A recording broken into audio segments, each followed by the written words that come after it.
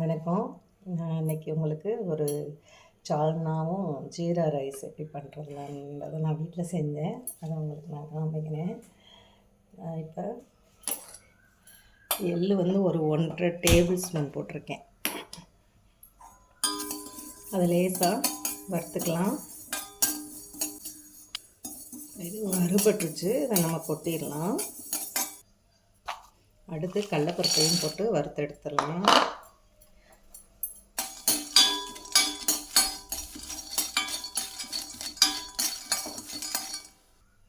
அதையும் கொட்டி வச்சுப்ப அது 1/4 கப்பு எடுத்துக்கோங்க. மெஷர்மெண்ட்டு கப்பில் 1/4 கப்பு. இது 2 டேபிள் ஸ்பூன் காஞ்ச தேங்காய் இருக்குது பார்த்தீங்களா, அதை துருவி எடுத்துக்கோங்க. நான் ஃப்ரிட்ஜுக்குள்ளே வச்சு ட்ரை பண்ணி வச்சுக்குவேன், அதனால் நான் அந்த இதை எடுத்துட்டேன். அது கொஞ்சம் லைட்டாக ஃப்ரிட்ஜில் இருந்தனால ஈரப்பதமாக இருக்கு இல்லையா, அதனால் நீங்கள் கடையில் வாங்கினா கூட வறுத்து தான் போடணும். வறுத்துக்கோங்க.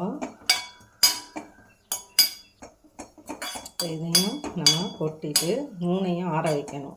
எள்ளு, கடலைப்பருப்பு, அதான் நிலக்கடலையும் தேங்காயையும் நம்ம ஆற வச்சு மிக்சியில் போட்டு அரைச்சி எடுத்துக்கலாம் தண்ணி விட்டு. இப்போ அது 3ஐயும் நம்ம ஆற வச்சுட்டு அரைக்கும்போது வெங்காயத்தையும் பச்சை மிளகாயும் வதக்கி அரைக்கணும்.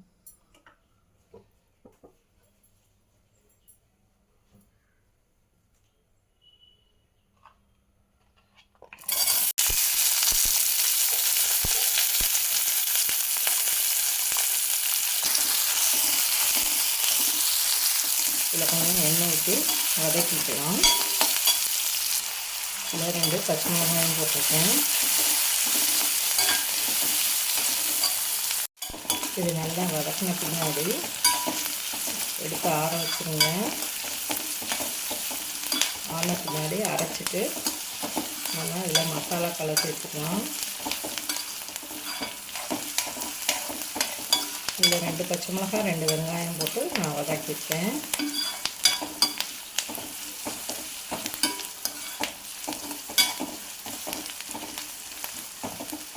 இதை ஆற வச்சு வதக்கி எடுத்துக்கலாம்.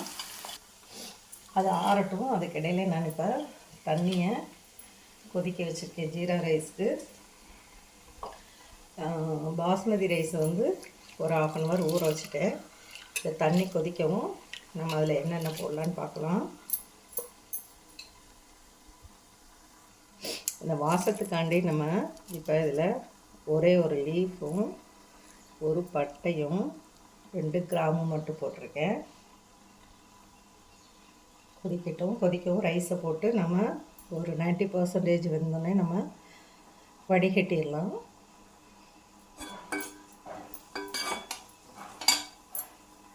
இப்போ தண்ணி கொதிச்சிச்சு, நம்ம இதில் ரைஸ் போட்டுடலாம்.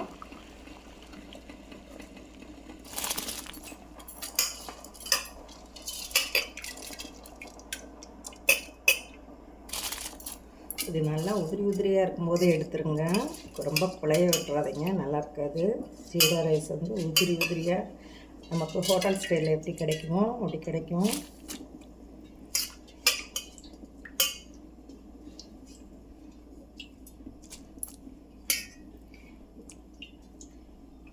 இதில் கொஞ்சம் எண்ணெய் விட்டுக்கலாம். ரைஸ் ஒன்றோட ஒன்று ஒட்டாமல் இருக்கிறதுக்காண்டி கொஞ்சம் ஆயில் விட்டுக்கலாம். கொஞ்சம் உப்பும் போட்டுக்கலாம்.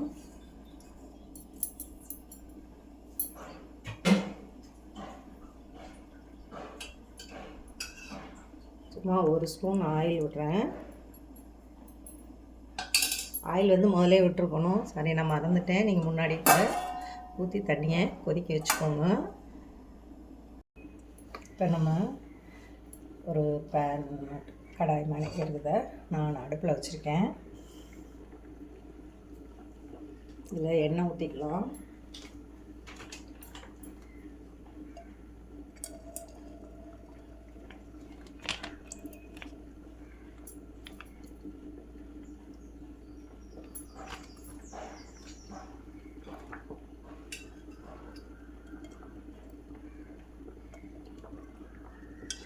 இதுக்கு கொஞ்சம் ஜாஸ்தியாக தாங்க எண்ணெய் தேவைப்படும்.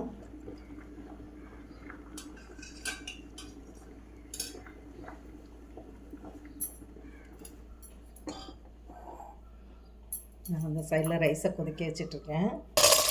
நான் அதில் பச்சை மிளகா போட்டிருக்கேன், 6-7 மிளகா. இது வதங்கட்டும். அதுக்கப்புறம் தக்காளியும் போட்டு லேசாக வதக்கி எடுத்து வச்சுக்கலாம். அதுக்கப்புறம் அரைச்ச விழுத போட்டு நம்ம கிரேவி தயாரிக்கலாம். பச்சை மிளகா வதங்கிட்டு தக்காளி போட்டுக்கலாம். இதே லைட்டாக வதக்கி எடுத்துக்கலாம். இது வந்து பெங்களூர் டொமேட்டோன்னு நீல டொமேட்டோ, அது புளிப்பு இல்லாமல் இருக்கும், அதை எடுத்துக்கோங்க. இது லேசாக வதக்கினா போதுங்க, நம்ம எடுத்துடலாம்.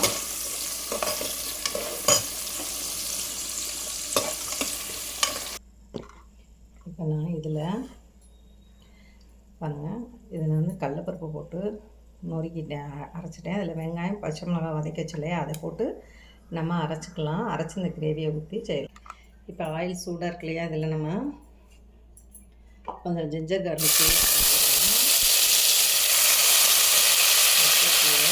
நான் தண்ணியாக அரைச்சிட்டேன். இது சூடாகட்டும். இதில் ஒரு 1/2 டீஸ்பூன் வந்து ஜீரகத்தூள் போட்டுங்க.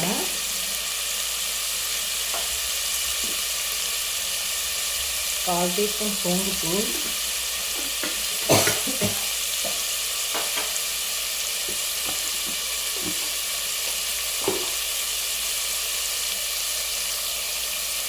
1 டீஸ்பூன் வந்து காஷ்மீரி சில்லி பவுடர் போட்டுக்கோங்க.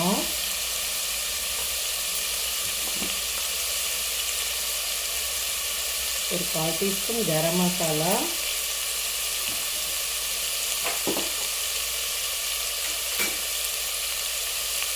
தனியா ஒரு 3/4 டீஸ்பூன் போட்டுக்கோங்க.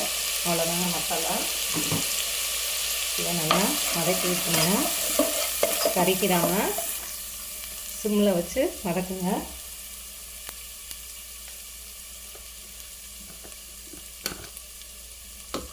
இப்போ நம்ம அரைச்சோம் இல்லையா, அதையும் ஊற்றிடலாம்.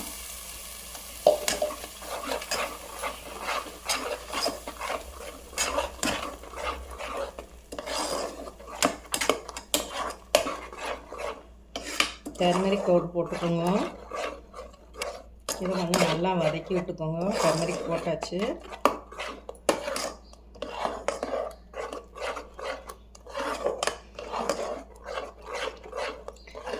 நான் வந்து ஜீரா ரைஸ் என் பிள்ளைங்க கேட்டனால ஜீரா ரைஸ் எதுவும் பண்ணிட்டுருக்கேன்.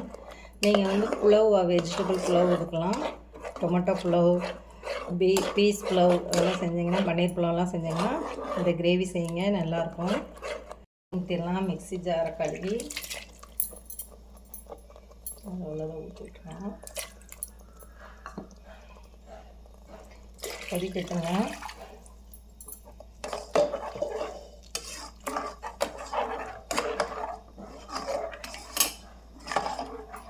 அவ்வளோதாங்க, சிம்பிளானது. இது நல்லா கொதித்து கொஞ்சம் திக்காகும். நம்ம வதக்கி வச்சோம் இல்லையா பச்சை மிளகாய் தக்காளி, அதை போட்டுக்கலாம். போட்டு இது பண்ணிவிட்டு கொஞ்சோண்டு கொத்தமல்லி தழை போட்டு கருவேப்பிலையை தாளித்து போட்டு இறக்கிடுங்க. அவ்வளோதான், கிரேவி ரெடி. நம்ம ரைஸ் பார்க்கலாம். இந்த கிரேவி கொதிக்கட்டும். இப்போ நான் கடாய் அடுப்பில் வச்சுட்டேன். இதில் இப்போ கொஞ்சம்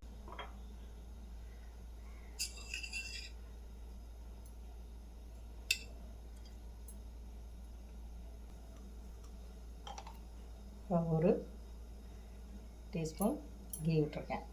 சூடாகட்டும்.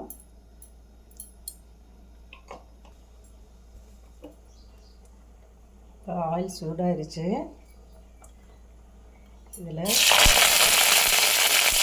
பச்சை மிளகாய் கருவேப்பிலை போட்டாச்சு. இப்போ கீரையும் போட்டுடலாம்.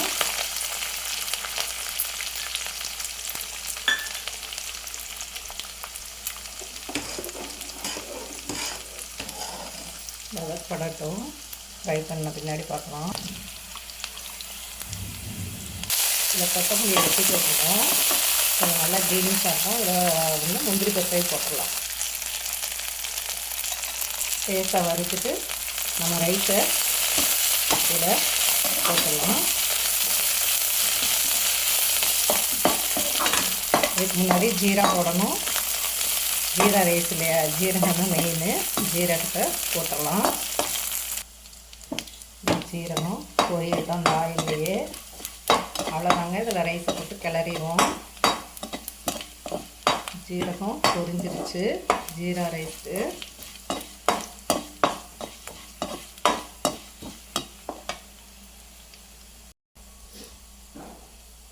பாருங்கள். நான் ரைஸை இது பண்ணிவிட்டேன். இந்த இதை எடுத்துருங்க. கிராம்பு நம்ம இதெல்லாம் பொட்டெல்லாம் போட்டுருந்தாலும் அதை எடுத்துருங்க. இப்போ இதில் ரைஸை போட்டு கிளறிடலாம்.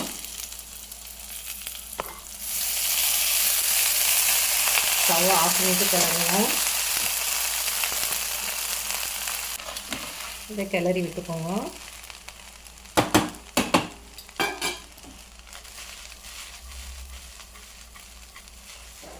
அரிசி வந்து நொறுங்காமல் நல்லா முழுசாக இருக்கிற மணிக்கு வச்சுக்கோங்க.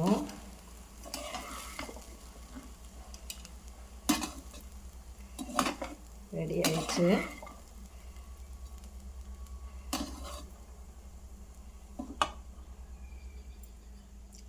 எனக்கு உப்பு சரியாக இருக்குங்க. உங்களுக்கு வேணும்னா நீங்கள் பார்த்து உப்பு போட்டுக்கோங்க அளவா.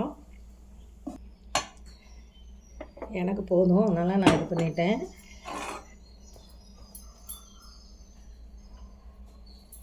இப்போ நம்ம கிரேவியை அடுப்பில் வச்சிடலாம். நான் வந்துட்டு ஆயிடுச்சுங்க. இதில் கொஞ்சம் கருவேப்பிலை போடணும். நான் இதில் போட்டு உடைக்க எடுத்துடுறேன். இப்போ இதில் தக்காளியும் மிளகாயும் போட்டுடலாம். கொஞ்சம் உப்பு போட்டுருங்க. நான் சொல்ல மறந்துட்டு உப்பு போட்டுக்கோங்க. உப்பு போட்டாச்சு. ஒரு கொதி கொதிக்கும். கருவேப்பிலை ஊற்றி இறக்கிடலாம். நீங்கள் கருவேப்பிலை முதலே போட்டு கூட தாளிச்சு ஊற்றலாம்.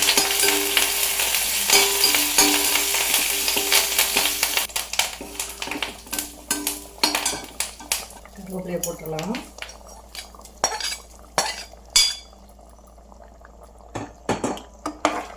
சால்னா ரெடிங்க.